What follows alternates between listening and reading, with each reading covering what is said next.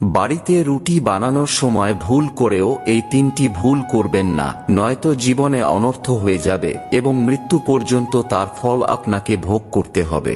জানার আগে হে প্রভু রাম, যারা লাইক করে কমেন্টে জয় শ্রী রাম লিখছে তাদের সকল দুঃখ কষ্ট থেকে তুমি তাদের রক্ষা করো। নাম্বার 1, রান্নাঘরে এসে কখনো হিসাব করে রুটি বানাতে নেই।